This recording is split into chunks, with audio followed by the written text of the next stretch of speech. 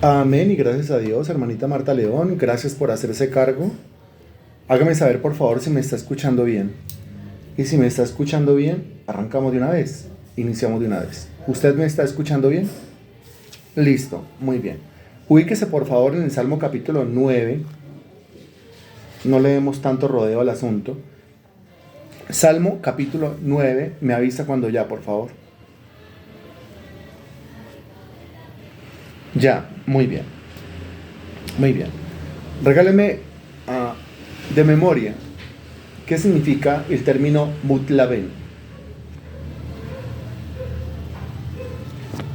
Mutlaben.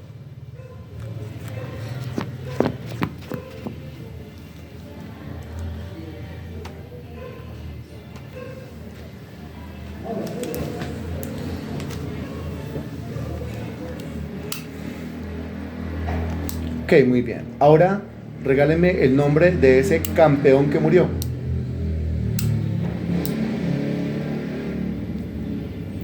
El nombre de ese campeón que murió. Muy bien. Y en tercer lugar, regáleme por favor el nombre que en su Biblia se le da al Salmo capítulo 9. Nombre que en su Biblia se le da al Salmo capítulo 9.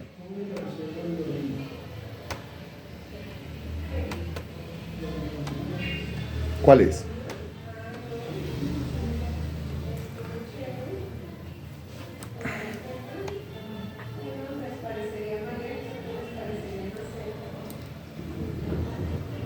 Acción de gracias por la justicia de Dios. Listo, muchas gracias. Estábamos diciendo hace 8 días que David, porque el salmo es de David, ¿cierto? Eso es lo que dice el subtítulo. Al músico principal sobre Mutlaben, salmo de David. David reconoce la justicia de Dios en la muerte del campeón. Es decir, David reconoce la justicia de Dios en la muerte de Goliat. La muerte de Goliat fue justa.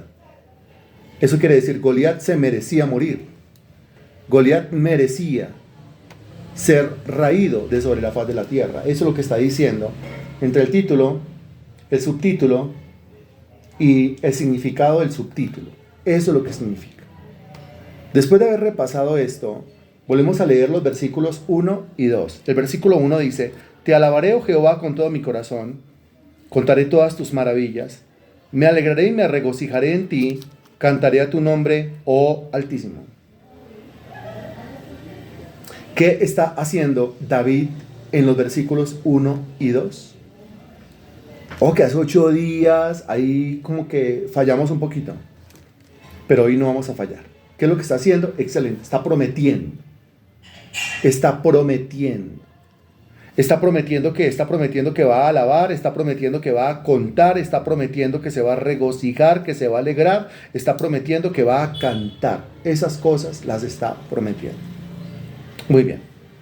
Después de haber repasado esto, pasamos a los versículos 5 y 6. Perdón, los versículos 3 y 4.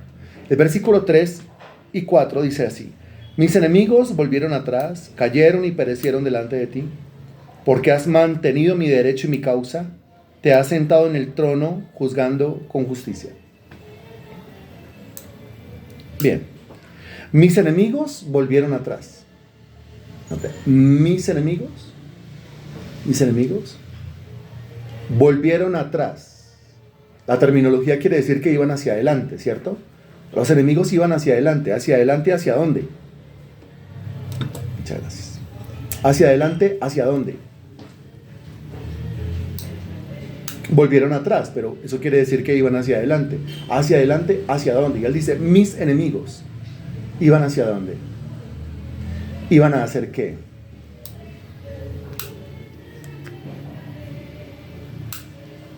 Iban a atacarlo. Eso es lo que enseña el versículo. Los enemigos iban a atacar a David. Algo pasó. Y los enemigos, dice el texto, los enemigos volvieron atrás. Volvieron atrás. ¿Se acuerda la promesa del Salmo capítulo 91 con respecto a los enemigos? ¿Se acuerda esa promesa? Me imagino que sí, porque la mayoría en pandemia se aprendió la totalidad del Salmo 91. Y hay un versículo que habla específicamente de los enemigos. ¿Se acuerda de ese versículo? ¿Puede repasar ese versículo en su cabecita de memoria? Quizás nos puede ilustrar. ¿Qué dice el versículo?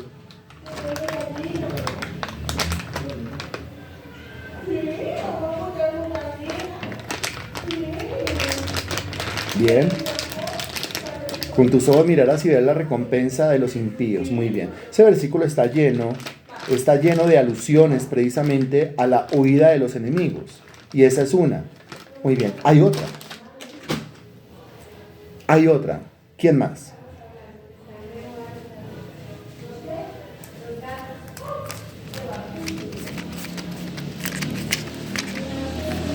¿Quién más? Salmo 91, lo sabemos de memoria.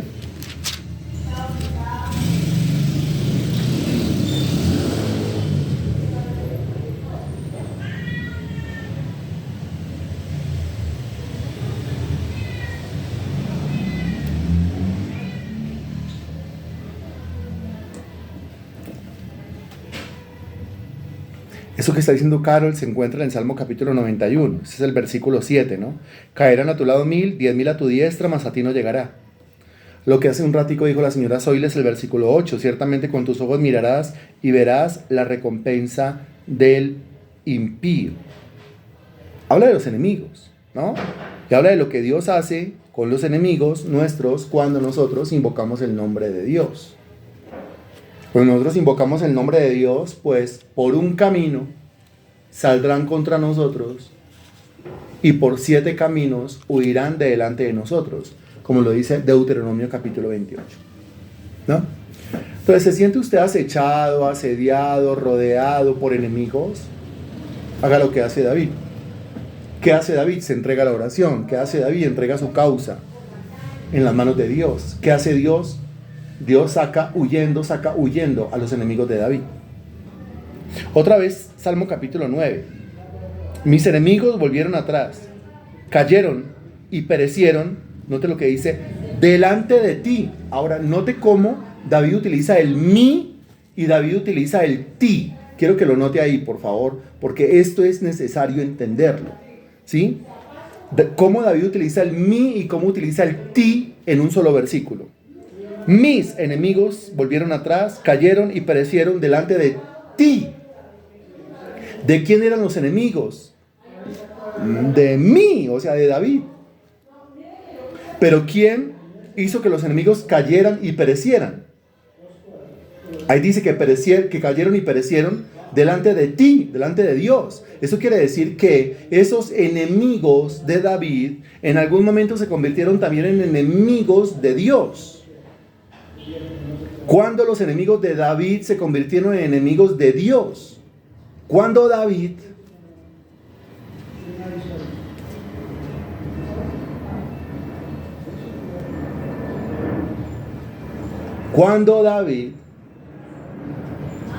y aquí se encuentra un principio fundamental en las Sagradas Escrituras. Bueno, primero responde y responda bien, por favor. Le acabo de hacer una pregunta y la pregunta es para todos, al menos 15 personas que están en este momento conectadas. Entonces, a ver dónde está la respuesta de Marta León, de Juan Esteban, de Diva, de Cecilia, de Mario, de Zoila, de Germán. A ver a quién más tenemos acá. De Ana Milena, de Cecilia Maya, de Diva, de Henry, de Rubelio, de Carol, de María Sánchez, de Marley, de Natalia, de Rosmira, de Zoila. Bueno, tenemos varias personas aquí conectadas. Pero la pregunta no está contestada. La pregunta es, ¿cuándo los enemigos de David se convirtieron en enemigos de Dios?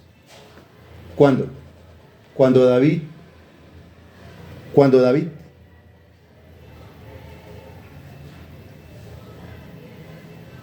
A ver, yo leo. Está interesante lo que usted está escribiendo. ¿Cuándo? Oh, Marley, excelente. Cuando David los entregó en manos de Jehová, muy bien. Cuando David creyó en el Señor, muy bien. Cuando uno entrega a los enemigos durante la súplica por vindicación, muy bien, Mario. Cuando David se volvió a confiar en el poder de Dios y enfrentó a su enemigo en nombre de Dios. Cuando colocó su venganza en las manos de Dios, muy bien. Cuando se los dejó a Dios, muy bien. Cuando David los entregó en manos de Dios, muy bien. Eso es un principio bíblicamente establecido, no se lo olvide, ¿no? El tema de la venganza. Vaya, vénguese con sus propias manos, hágalo. Pero si usted se venga con sus propias manos, después Dios no va a hacer nada ahí. O al menos Dios no va a hacer nada en contra de sus enemigos. Dios hará algo es en contra suya. ¿Cómo así en contra mía? Claro, porque Él ha dicho, no se vengue usted mismo. Si yo me vengo con mis propias manos, pues yo estoy desobedeciendo el parámetro divino.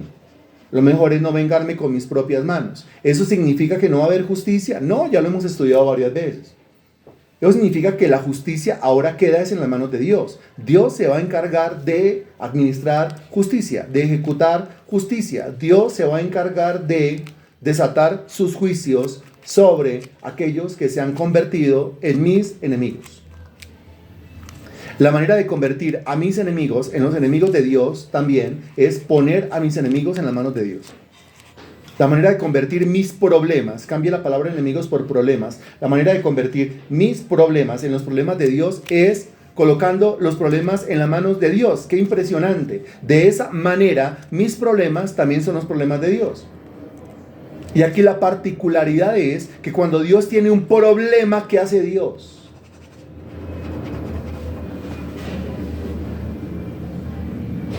Responda, por favor. Que cuando Dios tiene un problema, ¿qué hace Dios? Ahí está. Entonces lo mejor que yo puedo hacer es colocar mis problemas en las manos de Dios, colocar a mis enemigos en las manos de Dios, colocar mis deseos de venganza en las manos de Dios, colocar mis deseos de justicia en las manos de Dios, colocar todo lo que me asedia en las manos de Dios, todo lo que me atribula en las manos de Dios, todo lo que me problema, me aflige, me deprime, me estresa, me preocupa en las manos de Dios. Es de esa manera. Esto es una maravilla, ¿no le parece? En este versículo, y para comenzar, Dios nos enseña cómo convertir mis problemas en también problemas divinos. Y aparte de eso, nos enseña que esa es la clave de la solución de los problemas.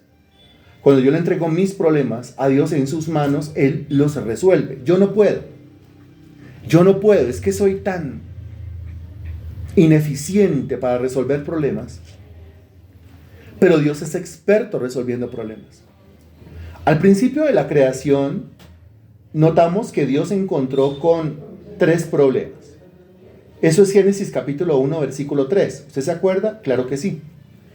3 problemas surgieron. Los 3 problemas son, regáleme el nombre de los problemas, por favor. Eso usted se lo sabe de memoria, de esto hemos hablado infinidad de veces ya. Los 3 problemas que le surgieron a Dios y que están revelados en Génesis capítulo 1, versículo 2, fueron, ahí está, muy bien Juan Esteban, excelente, el desorden, el vacío y las tinieblas, en ese orden. ¿Y qué hizo Dios con el desorden? Lo cambió por orden. ¿Qué hizo Dios con el vacío? Lo cambió por llenura. ¿Qué hizo Dios con las tinieblas? La cambió por luz. Queda consignado desde el versículo 1, que dice, en el principio creó Dios los cielos y la tierra. Queda claro en ese versículo que Dios es creador de todo lo que existe, que para Dios no hay imposibles. Eso en el versículo 1. Pero en el versículo 2 queda claro que Dios es un solucionador de problemas. Versículo 1, Él es el creador de todo lo que existe. Versículo 2, Él es el solucionador de problemas. Ningún problema le queda difícil. Ningún problema le queda grande. Ningún problema le queda imposible. Él soluciona todos los problemas. Esos 3 problemas, desorden, vacío y tinieblas, fueron causados por el mismo diablo.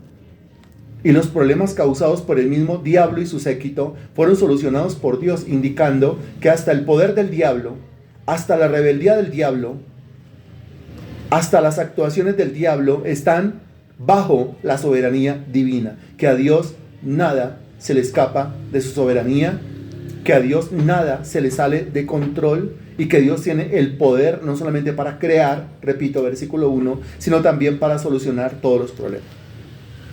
Bueno, entonces, ¿por qué no soluciona los míos? Pues para eso tiene que hacer lo que hizo David en el Salmo capítulo 9, versículo 3, entregárselos en las manos de Dios. Repetimos la lectura. Mis enemigos volvieron atrás cayeron y perecieron delante de ti. Note que al principio del versículo eran enemigos de David y al final del versículo eran enemigos de Dios. Dios terminó persiguiendo a sus enemigos, Dios terminó haciendo que cayeran los enemigos y Dios terminó haciendo que perecieran los enemigos que inicialmente eran de David, pero que también se convirtieron en enemigos de Dios porque David los entregó en sus manos. ¿Cómo le parece esto que usted encuentra en el Salmo capítulo 9, versículo 3?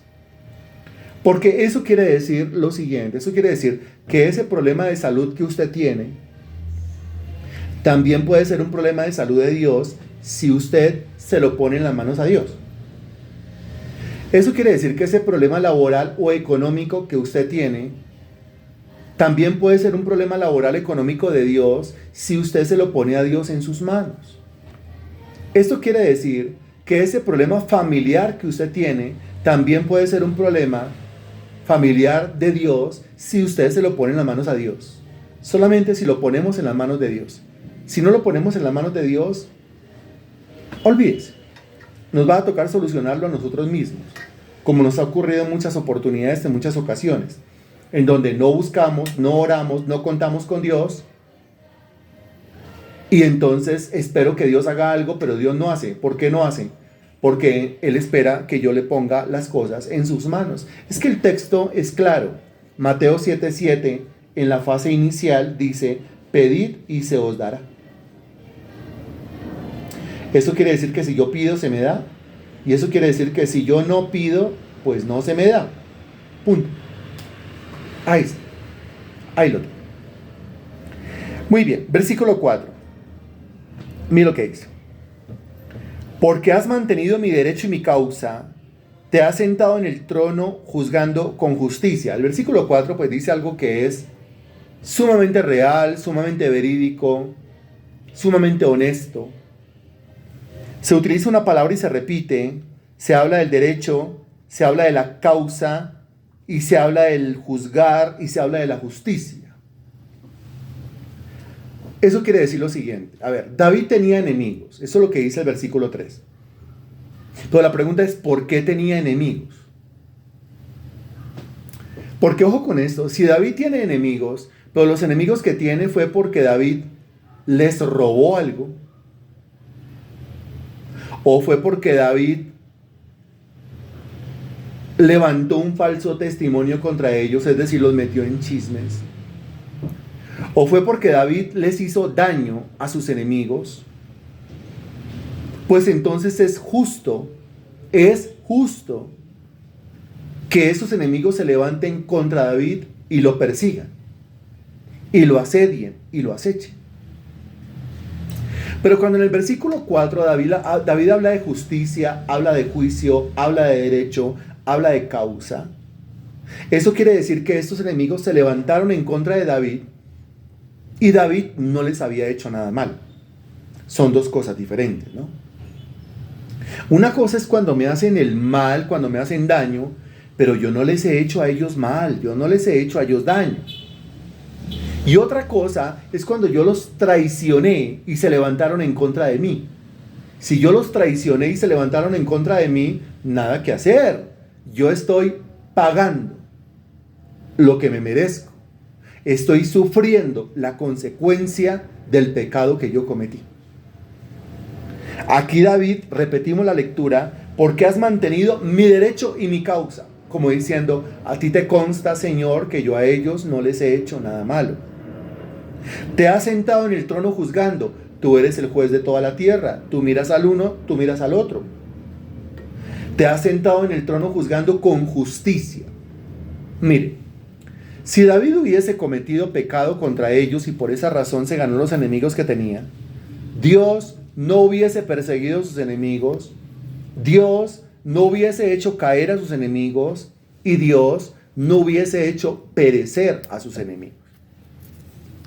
Es decir, yo solamente puedo poner mis enemigos en las manos de Dios cuando los enemigos que yo tengo se han levantado en contra de mí por causa de Cristo, por causa del Evangelio, por causa del buen testimonio que yo tengo. Pero si tengo a toda la cuadra en contra de mí por causa de mi lengua viperina, porque soy bien chismoso y metí a toda la cuadra en problemas y toda la cuadra ahora me está atribulando, me está persiguiendo, pues ahí puedo decir yo que lo que estoy sufriendo, yo me lo merezco. Asuma las consecuencias usted, muy bien, como lo dice muy bien Natalia. Entonces esto hay que tenerlo bien claro. Usted tiene que asegurarse de haber hecho lo correcto. Tiene que asegurarse de tener una vida, de vivir una vida honesta, una vida recta, una vida transparente, una vida con testimonio.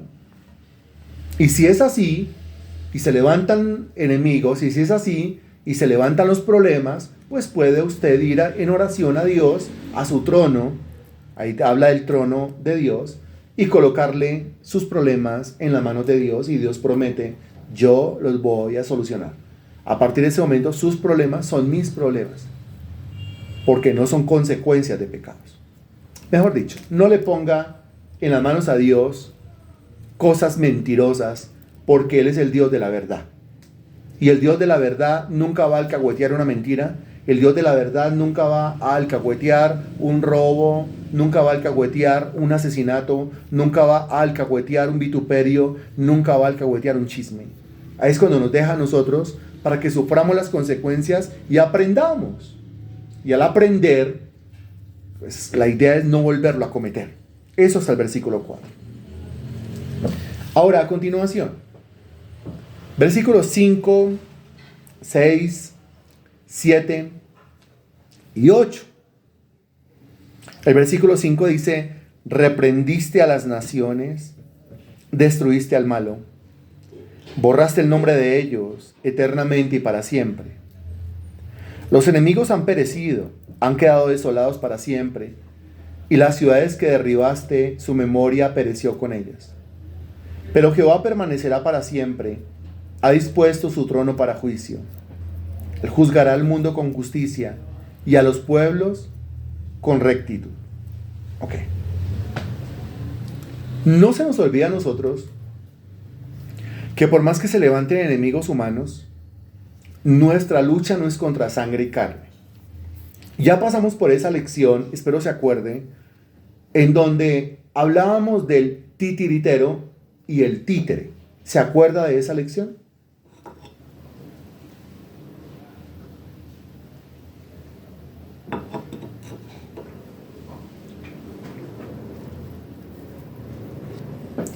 ¿Se acuerda de esa lección? Muy bien.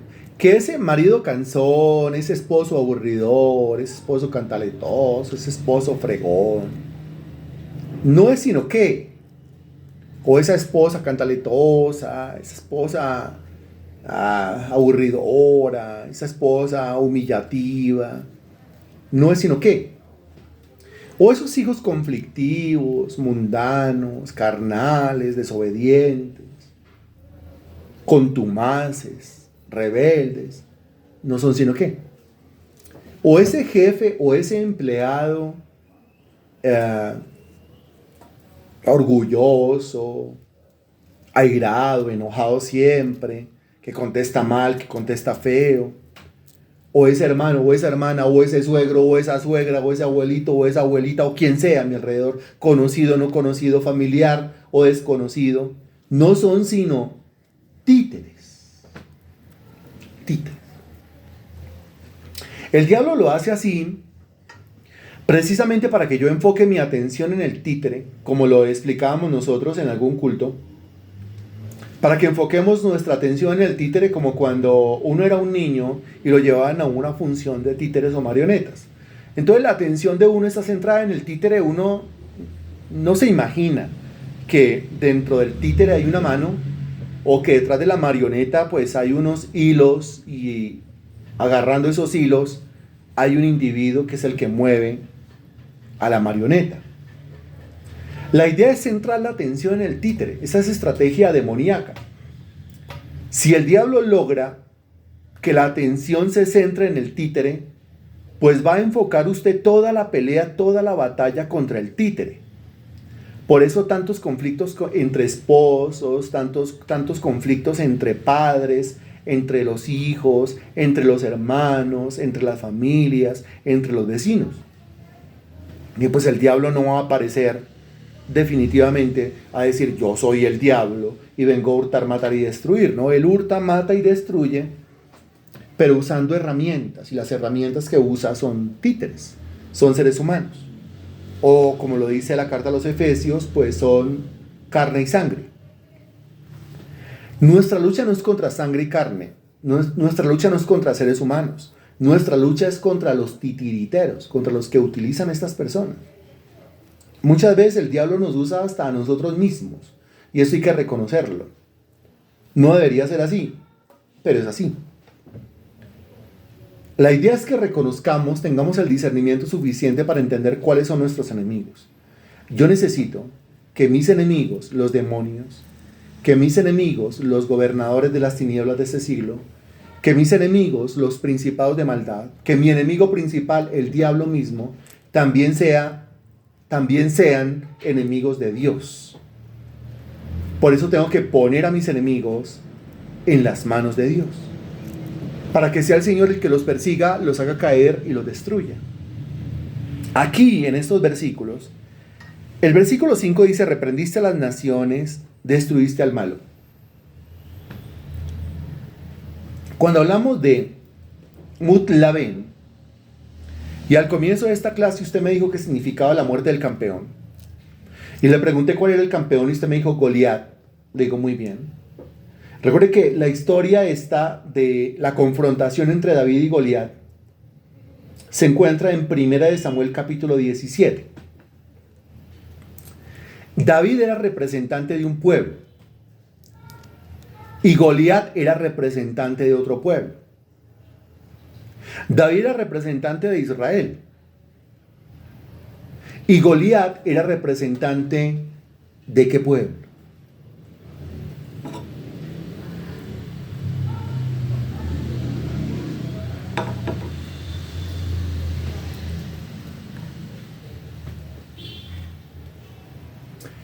Era representante de los filisteos.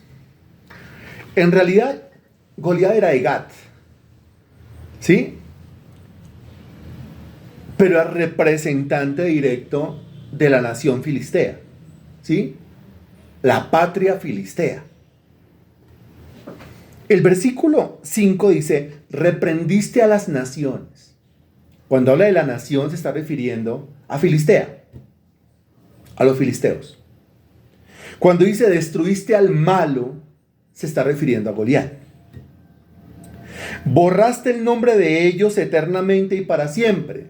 Se está refiriendo ahora a cada uno de los que conformaban el ejército de los filisteos, que la verdad ese día no estaban haciendo mucho. Y ese día los filisteos, el ejército de los filisteos no estaba haciendo tanto, no estaba haciendo mucho, no tenían mucho trabajo que hacer, porque había un hombre, Goliat, que se encargaba de todo el trabajo. Era un hombre enorme, era un hombre grandísimo, era un hombre de unos 3 metros de estatura, un hombre enorme, realmente enorme, que tenía una experiencia en la guerra, tenía una experiencia en la batalla bárbara, con una fuerza descomunal. Su casco pesaba, su armadura pesaba, su escudo pesaba, su misma espada pesaba, todo pesaba. O sea, era un hombre con una fuerza, con una musculatura. Realmente era un animal para la batalla. Para la batalla. Él llevaba días enteros desafiando al ejército de Israel. El ejército de Israel no respondía. Lo terrible de todo esto es que el ejército de Israel bien se podía enfrentar a los filisteos. Ya lo habían hecho en otras oportunidades. Se podía enfrentar a los filisteos, pero entre los filisteos y los israelitas había un hombre que la Biblia llama un paladín, un guerrero. Israel le tenía más miedo a Goliat que a todo el ejército filisteo. Vuelvo y le repito, Israel le tenía más miedo a Goliat que a todo el ejército filisteo. Entonces, mientras que Goliat vociferaba y desafiaba al ejército israelita, pues el ejército de los filisteos descansaban, ellos estaban tranquilos. Emocionalmente, mentalmente, el ejército filisteo está muy tranquilo. Mientras que emocionalmente, sentimentalmente, el ejército israelita está muy pensativo, muy preocupado. Al ver Goliat, que pues no había ningún tipo de actividad en el ejército israelita, pues entonces desafía y dice, venga, pero envíenme a uno porque es que yo ya estoy aburrido acá. Envíenme a uno, mándenme a uno, el mejor hombre que ustedes tengan. Y yo pelearé con ese hombre. Si yo venzo a ese hombre, ustedes serán nuestros esclavos. Si ese hombre me vence a mí, nosotros seremos sus esclavos. Y nada. En ese orden de ideas, o en ese caso, el que tenía que salir a la batalla era el rey, no como en este tiempo, ¿no? No como en este tiempo que los presidentes cuando hay una guerra, o los dictadores cuando hay una guerra, ¿sí? O los capitanes, o los generales, o los comandantes cuando hay una guerra, ellos no van a pelear. No, ellos envían a otros. Pero ese era el tiempo, dice la Sagrada Escritura, cuando los reyes salían a la guerra e iban al frente, porque ellos tenían que dar ejemplo. Pero Saúl, ¿dónde está? Saúl está escondido. Saúl, ¿dónde está? Saúl está acobardado. Saúl está atrincherado. Saúl no sale. No sale, no va a salir, no va a dar la cara. Ahora, si el mismo rey está acobardado, pues de ahí para abajo todos están acobardados, ¿no? Si el rey, que se supone que tenía una preparación impresionante y que tenía que darle ejemplo al pueblo, está paniqueado, pues todos los demás también están paniqueados. Si el rey está vuelto nada, todos los demás también están vueltos nada. Ok. Aparece David, usted conoce la historia, ¿no? Aquí lo que estoy haciendo es tratando de ubicarle mentalmente en el contexto, sin necesidad de ir propiamente a la cita bíblica. Y aparece David. Y David, pues, era ajeno a la situación. A David lo mandaron sencillamente con comida para sus hermanos, porque su papá Elí estaba muy preocupado por los hermanos que habían sido reclutados y habían sido llevados a la guerra contra Filistea. Vaya, mire cómo están sus hermanos. ¿Cuál es la disculpa? Lleve comida. Entonces lo mandan, cual Caperucita Roja, con un canastado de comida para sus hermanos y lógicamente pues para parte del ejército israelita, no para todos, pero parte del ejército israelita. Compartan. Entonces David se da cuenta de eso. David escucha a Goliat y David se indigna porque David tenía un espíritu diferente. Creo que ese espíritu diferente se llama ¿cómo? Palabrita de 2 letras, mencionado en el Nuevo Testamento. Exactamente lo que le pidió Eliseo a Elías. Yo quiero que una doble porción de tu espíritu sea sobre mí. Fe. Fe. Fe. El rey no tenía fe, el ejército no tenía fe, los hermanos de David no tenían fe, pero este muchacho sí. Este muchacho sí. Y usted le mira los bracitos a este muchacho y pues qué tristeza esos bracitos, ¿no? O sea, compare los bracitos del muchacho con los bracitos de Goliat. Y usted le mira las piernitas al muchacho y parecen 2 paticas de menudencias en comparación con las piernas fuertes, casi que columnas de mármol de Goliat. El muchacho es diestro para estar entre las ovejas. Por eso tiene una contextura delgadita, porque le toca caminar. Es muy fuerte, sí, es muy fuerte en sus huesitos, pero para escalar, para subir lomas. Pero hasta ahí. Él se enfrentó un día defendiendo las ovejas, se enfrentó con un león y otro día se enfrentó con un oso. Pero una cosa es un león y otra cosa es un oso. Aquí se va a enfrentar con Goliat y sin embargo él se siente con las agallas. Él se siente con los pantalones, en una época en donde los hombres no usaban pantalones, pero se siente con los pantalones bien puestos. Y entonces mira al pueblo israelita y él se indigna y dice, pero es que no es posible que ustedes estén acobardados por las amenazas de un solo hombre. Yo puedo enfrentar a ese hombre y yo lo puedo vencer. Eso pues provocaría la risa de muchísimas personas, incluyendo sus hermanos, incluyendo el rey Saúl, lógicamente. Pero tras la insistencia del muchacho, el muchacho le decía a Saúl, no, es que yo maté un león, no, es que yo maté un oso. ¿Mató un león? Sí, yo maté un oso. Y yo maté un león. Yo lo maté a punta de piedra. Yo disparé con esta honda que tengo aquí en mi zurrón aquí es mi tula, es mi maleta, y yo maté 2 animales grandes. Y yo creo que puedo matar a este Goliat. Tiene la cabeza enorme, como la cabeza de un león, tiene la cabeza enorme, como la cabeza de un oso. Yo creo que le puedo atinar. Bueno, ¿qué vamos a perder? Pues no vamos a perder nada. Acuérdense que Saúl quiso colocarle a David la armadura propia, la de él.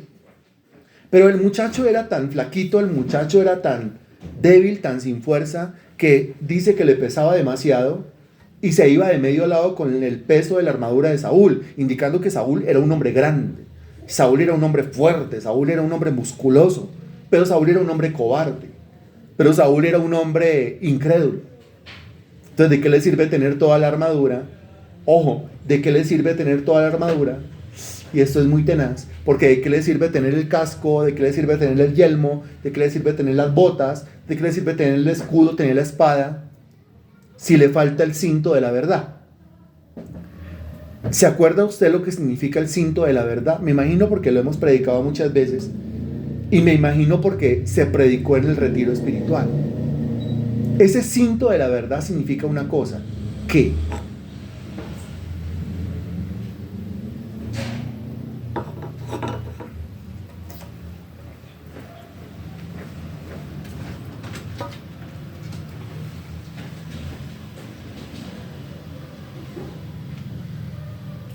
No, no.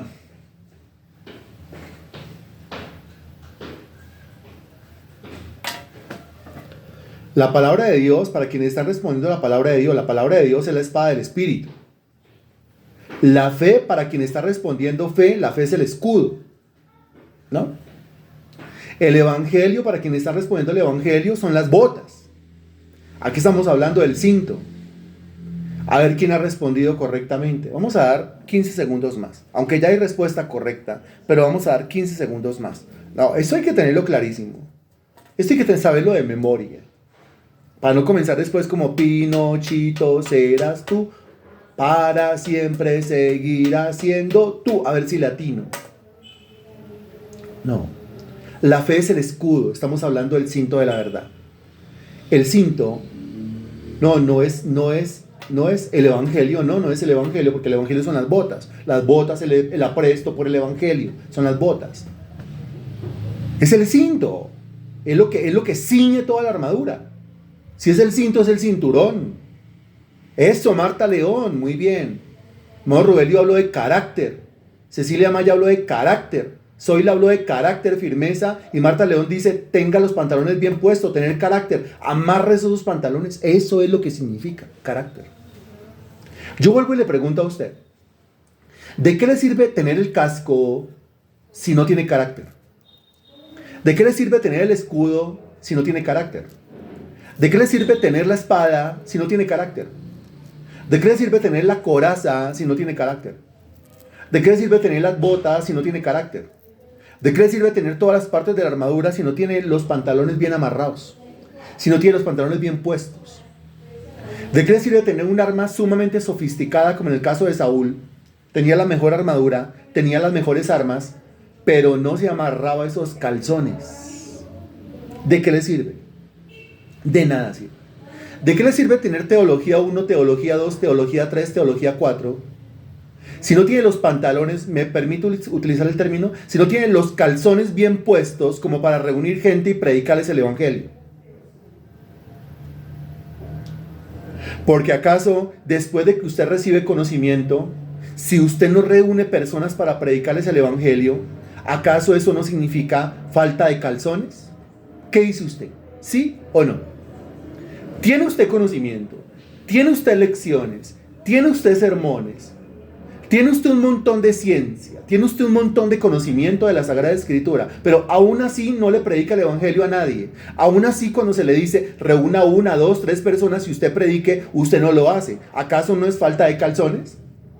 ¿Acaso no es falta de amarrarse los calzones? ¿Acaso no es falta de amarrarse los pantalones? ¿Acaso no es falta de carácter? ¿Qué dice usted? Con todo el conocimiento que uno puede llegar a tener, pero todavía hay personas que le dicen es que no me siento preparado. ¿No se siente preparado? No, lo que le falta no es preparación, lo que le falta es amarrarse bien esos calzones. Ahí lo tiene. Y aquí tiene usted a Saúl en las mismas. Saúl es el rey. Al ser el rey tiene la mejor preparación, ¿cierto? El mejor adiestramiento, ¿cierto? Tiene fuerza, ¿cierto? Tiene músculos, ¿cierto? Se comprueba porque la armadura de él, que la podía llevar él, no lo hacía tambalear a él, pero cuando se la puso a David, pues tiró al suelo a David por el peso. ¿Y de qué le sirve tener la mejor armadura, la más sofisticada, la más gruesa, pero al mismo tiempo la mejor labrada, con el mejor material? ¿De qué le sirve si no tiene carácter? ¿De qué le sirve tener el mejor escudo, tener la mejor espada, el mejor casco, las mejores botas? Es más, ¿de qué le sirve tener la mejor escolta, el mejor ejército, si no tiene calzones? Si no tiene carácter. Si no se amarra esos pantalones, ¿de qué le sirve? De nada le sirve. Pero llega este muchacho, mire, llega este muchacho. Y llega este muchacho casi que con la pata pegada al piso. Porque es que él viene de pastorear ovejas, no se lo olvide. Y pastoreando ovejas, entonces lo llaman, ahora vaya y haga el mandado. O sea, David es el chino de los mandados. Pregunta, aquí entre nos, ¿quién de ustedes cuando era chiquito en la casa le tocaba ir a hacer todos los mandados y no le gustaba? No mandaban a ningún otro. Qué cosa tan tenaz. No mandaban a ningún otro sino a usted. Va a llegar el mandado. Pero ¿por qué siempre a mí? ¿A quién? Qué cosa tan horrible, ¿no le parece? Y va a llegar el mandado, pero los demás están ahí sentados mirando televisión. Los demás están acostados durmiendo. Pero siempre el del mandado, la del mandado, pues termino siendo yo. ¡Qué belleza! ¿No? Pues para que entiendan, sí, todo yo, señora María, pues para que entienda más o menos en esas condiciones veían y vivía David. Y lo mandan a hacer el mandado, pero mire, ese mandado que hizo le cambió la vida. Porque Dios usó ese mandado para transformar completamente el escenario de la vida de David. David pasa de ser el chino de los mandados a convertirse en un hombre llamado, especial, ungido, capacitado y habilitado por el Espíritu de Dios. Íbamos en esa indignación que le dio, que es de Dios esa indignación. Íbamos en esa fe que se activó, porque la fe activa es de Dios. Íbamos en que él llegó con su patica casi que pegada al piso, pues con su vestidito normal de un pastor de ovejas, pues de ninguna manera ostentoso, y con las cositas normales que llevaba en su zurrón, o en su tula, o en su maletica. Aparte lo que él llevaría en sus manos y en una maleta, que le empacaría muy bien su papá Isaí para sus hermanitos, porque pobrecitos los chinitos. Pobrecitos los chinitos, recuerde que David era el menor. Pero a él nunca le dirá pobrecito el chinito, sino a los otros, pobrecitos los chinitos. David no puede con la armadura de Saúl. David tiene su propia armadura, que nadie ve, como la suya, nadie la ve, pero ahí está. Es la armadura de Dios, que cada uno de nosotros tiene que saber de memoria cada una de las partes de esa armadura. No puede ser que se pregunte acerca del cinto de la verdad y el uno diga, es la fe, y el otro diga, es la palabra de Dios, y el otro diga, es el evangelio, y el otro diga, es la salvación, y el otro diga, no, por favor. Volvemos a decir, no podemos jugar al pinochazo con las cosas de Dios. El cinto de la verdad es lo que amarra toda la armadura. O sea, es lo que amarra los pantalones. David trae una armadura que nadie ve, pero la tiene puesta. Es la armadura de Dios. Y David trae un cinto que nadie ve hasta que abre la boca, pero lo trae puesto. Y es el carácter que tiene. Y se indigna y le dice al ejército, pero ¿cómo ustedes ahí escondidos? Yo voy a enfrentar a ese Goliat y yo lo voy a vencer. Se ríen, le ponen la armadura, no puede, y él dice, no, yo no necesito eso para matar a ese Goliat, porque yo no necesité eso para matar a un oso, y yo no necesité eso para matar a un león. Espera y verá que yo lo hago. Pues va. ¿Quién lo puede detener? Nadie. Ahí está el campo de batalla, nadie lo va a agarrar. Ningún soldado va a salir de su trinchera. De pronto se ganan por ahí una lanza. De pronto se ganan por ahí un flechazo. Va, se para a lo lejos, pero se va acercando a Goliat. Con lo primero que se enfrenta es con la burla de Goliat. Porque Goliat dice que no tenían hombres entre ustedes que me han mandado un niño. Y que no tenían armadura entre ustedes que lo mandaron casi en peloto.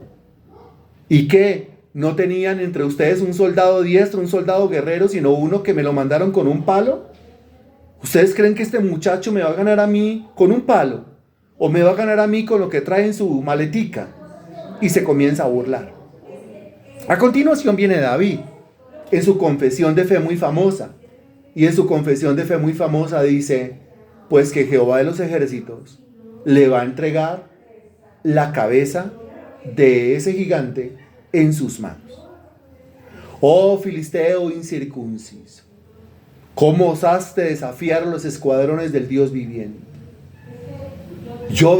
Tú vienes contra mí con lanza, con espada y con jabalina. Yo vengo contra ti, no menciona su onda. Yo vengo contra ti, no menciona sus piedritas. Yo vengo contra ti, no menciona la puntería que tiene. Yo vengo contra ti en el nombre de Jehová de los ejércitos. Eso era lo que él tenía. Realmente no tenía gran puntería. Él dependía era de Dios para que guiara esa piedra. Como dependió de Dios para que guiara la piedra contra el león. Y como dependió de Dios para que guiara la piedra contra el oso. Como dependemos de Dios para que guíe nuestros pasos a buen destino. Como dependemos de Dios para que en su providencia guíe nuestra vida hacia lugares de pastos delicados. Amén. Como dependemos de Dios para que nos guíe y nos conduzca a lugares de progreso, a lugares de prosperidad. Amén. Como dependemos de Dios para que conduzca nuestros movimientos de tal manera que el nombre de Dios sea glorificado y el nombre del diablo sea humillado. Amén. David no dice, es que tengo una puntería ni la tremenda. No. David dice, no, yo vengo en el nombre de Jehová, Dios de los ejércitos. Y yo, claro, voy a poner todo de mí, voy a apuntar, voy a esforzarme, le voy a dar vueltas precisas a esa piedra en esa onda. La voy a lanzar con toda mi fuerza, pero no dependo de mi fuerza. La voy a lanzar con toda mi destreza, pero no dependo de mi destreza. La voy a lanzar con toda mi habilidad, pero no dependo de mi habilidad. La voy a lanzar con toda mi puntería, pero no dependo de mi puntería. Dependo es de quién. Dependo es de Dios. Y vamos si hacemos el mejor esfuerzo, y vamos si trabajamos, y vamos si nos esforzamos, y vamos si ponemos el hombro, y vamos si damos toda nuestra neurona, todo nuestro esfuerzo físico, pero no dependemos de nuestra neurona, no dependemos de nuestro esfuerzo físico, no dependemos de nuestra habilidad, de nuestra capacidad. Yo sé que usted tiene grandes talentos, pero usted no depende de ellos. Yo sé que usted tiene grandes dones, pero usted no pone su confianza en ellos. Usted pone su confianza en Dios, Jehová de los ejércitos, que es capaz de tomar el talento que Él mismo puso en usted y dar en el blanco, que es capaz de tomar todas sus habilidades, capacidades, dones, destrezas y dar en el blanco. Eso es. Vengo aquí a predicar el evangelio con lo mejor que mi capacidad me da. Vengo aquí a colocar toda mi concentración, lo mejor que mi concentración me da. Vengo aquí con mi memoria, lo mejor que mi memoria puede dar. Vengo aquí con mi oratoria, lo mejor que puede expresar mi boca. Vengo aquí al mismo tiempo con mi lenguaje verbal, pero también con mi lenguaje corporal, lo mejor que mi capacidad me puede dar. Vengo aquí con vehemencia, vengo aquí con denuedo, vengo aquí con todo eso. Pero eso no es nada si Dios no está presente. Eso no es nada si Dios no toma esta palabra y no la apunta y no la dispara y no la clava en lo profundo de la mente, en lo profundo de los corazones, en lo profundo de las conciencias. La predicación no es nada si Dios no la usa para convencer al pecador. La predicación no sirve para nada si con esa predicación el Espíritu Santo no convence de pecado, justicia y juicio. La predicación no sirve para nada si Dios no la utiliza para crear fe en el interior de las personas. No son solamente piedras, yo tengo piedras. No es solamente onda, tengo una onda, sí, tengo un arma, tengo talentos, tengo habilidades. Pero ¿de qué sirve eso si el Señor no está presente? Cualquier cosa puede ocurrir. El viento sopla, se llevó la piedra. Goliat levanta el escudo, contrarrestó, repelió la piedra. Goliat corre la cabeza, repelió la piedra. Me falló la fuerza, precisamente me dolió un hombro, precisamente me dio tortícolis, precisamente me dolió la muñeca. Cualquier cosa puede pasar. Dependemos no de nosotros mismos, Dependemos es de Dios, de Él dependemos. Y eso es lo que notamos, eso es lo que vemos con este personaje David al frente de Goliat. Un hombre dependiendo de Dios, que repito, no habla de la piedra, no habla de la onda, no habla de la puntería, no habla del oso, no habla del león, no habla de nada de eso. No dices que yo soy un berraco, no, él no es nadie. Yo vengo contra ti en el nombre de Jehová, Dios de los ejércitos. Y Jehová, Dios de los ejércitos, entregará tu cabeza hoy en mi mano. ¿Eso qué es? Fe. De la abundancia del corazón habla la boca. Lo que sale por la boca de David está en su corazón. Esa es su convicción, esa es su certeza. A continuación usted sabe lo que ocurrió. David agarra una piedrita, David le da vueltas a esa piedrita, está colocando toda su capacidad, toda su fuerza, toda su concentración, toda su destreza, toda su puntería, lanza la piedrita. Pero el que toma la piedrita y la clava en el centro de la frente de Goliat es el Espíritu de Dios, no David. Eso hace que Goliat, con una piedra incrustada en el centro de su cráneo, comience a ver de manera rara, comience a perder el equilibrio, comience a llenarse de vértigo, comience a quedarse sin fuerzas y se desploma al suelo. No está muerto, pero ya está en el suelo. David corre y corre y corre y corre y llega a donde está el cuerpo revolcándose, el cuerpo intentando incorporarse nuevamente, el cuerpo intentando colocar una mano en tierra, una rodilla en tierra, volver a levantarse, pero no puede, el golpe es certero. David toma lo que tiene en la mano. ¿Qué tiene en la mano? La espada de Goliat. No la podía levantar con una sola mano ese muchacho. Tuvo que levantar esa espada con 2 manos. Tuvo que levantar esa espada con todo su esfuerzo, el esfuerzo de sus 2 bracitos raquíticos, como alitas de pollo. Y levanta esa espada y la pone en el cuello, y al ponerla en el cuello, comienza ese movimiento para cortar ese cuello hasta que la espada pasa al otro lado. Cuando pasa al otro lado, la cabeza de Goliat rueda por la tierra. David alza esa cabeza, no con una mano tampoco. Ese cráneo pesaba demasiado. Con las 2 manos levanta esa cabeza y dice: Jehová, Dios de los ejércitos, ha entregado la cabeza del gigante en mi mano. El que era el enemigo de nosotros se convirtió en enemigo de Dios. El que era enemigo nuestro y nos asediaba, se lo entregué en las manos a Dios. Dios lo persiguió, Dios lo derribó y Dios me entregó su cabeza. Toda la gloria, toda la honra y toda la alabanza sea para Dios. Bendito Señor, te damos infinitas gracias por esta palabra predicada hoy. Te damos infinitas gracias por esta exposición, por este evangelio, por esta enseñanza, por este mensaje, mi Dios, que yo estoy seguro que tú has incrustado allá en la mente, allá en el corazón, allá en la fe de más de un hermano, Señor Dios, que estuvo aquí presente.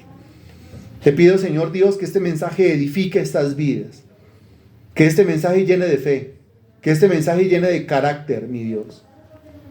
Que este mensaje nos lleve, Señor Dios, a apretarnos, a amarrarnos, Señor Dios, los pantalones contigo. Que este mensaje, Señor Dios, nos lleve a crecer, a madurar, pero también a compartirlo con otras personas que lo necesiten. Que podamos compartir este link ahora más tarde cuando lo encuentre. Que yo comparta este link, que lo ponga a rodar por todo el mundo, Señor. Sé que no depende de eso, pero tú puedes tomar un link, tú puedes tomar un video y tú puedes llevarlo a esa persona que lo necesita. Te pedimos que así lo hagas y que de esta manera tu nombre sea glorificado. Te lo rogamos en el nombre del Señor Jesús. Amén y gracias a Dios.